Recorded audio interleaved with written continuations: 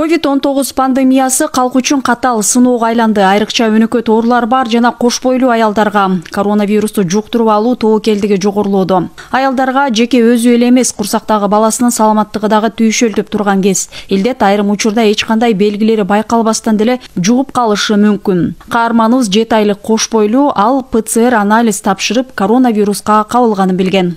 Жумуштан ошол тест тапшырып, тесттин жыйынтыгы положительный ковид болуп чыктыр. Аны мен деле өзүм билген эмесмин. Акыркы срок болуп калат да, 3-й триместрде 33-34 неделе болгондон кийин ички түйүлдүккө деле көп таасирин тийгизбейт дегендей божомолдорду айтып атышат.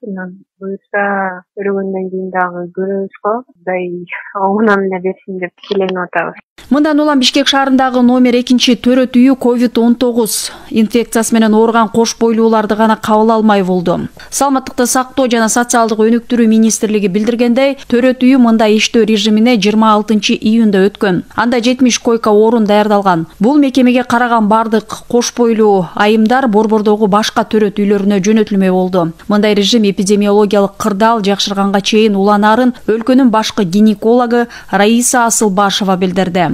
Шаар боюнча төрөт үйлөрдүн баары штатный режимде иштеп атышат. Бирок ситуация кырдаал болгон үчүн экинчи роддомду полностью кош бойлуу ковид ооруган кош бойлуулар, төрөгөн аялдарга, балдарга, экстренный гинекологиялык жагынан пациенттерге независимо от срока беременности роддомду полностью бошоттук. Азыркы мезгилде 44 свободных мест бар. 70 койкага метилген.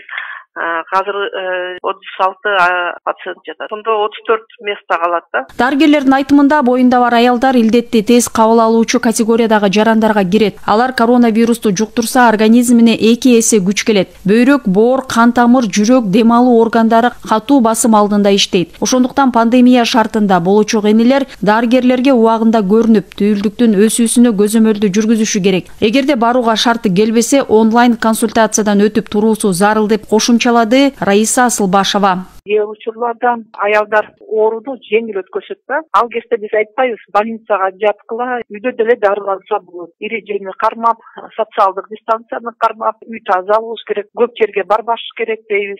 Проблема болсо, сөзсүз дарыгерге айтып туруш керек. Жөтөлүү пайда болсо, одышка пайда болсо, бирок чоң сурокто апасына, чоң сурокто эгерде бир эле кичинекей эле опасный признаки деп коебуз. Ошондой мезгил болуп калса, аялдар чалганда эле жаткызганга аракет кылабыз. Бизде шаар боюнча 2 төрөт үй кабыл алат. COVID-19 жаңы вирус болгондуктан окумуштуулар анын кош бойлуу аялга жана түйүлдүккө болгон таасирин толук изилдей элек. Бирок адистер төрөттүн эрте башталып калуусунан кооптонушат. Эң башкысы кош бойлуу энелер санитардык эпидемиологиялык эрежелерди сактап, таза абада дем алуу, сейилдөө, туура тамактануу, эл көп чогулган жерден оолак болуусу керектигин Раиса Асылбашева белгиледи. Анан кийин пневмония же ковидтин тяжелый форма, средне-тяжелый форма болсо, дыхательно недостаточность, өпкөгө дем жетпейт дегенде, айтып атпайлык, өпкөгө дем жетпейт. А бул бала дагы сезет, анда өпкөсүнө ошондой дыхательно недостаточность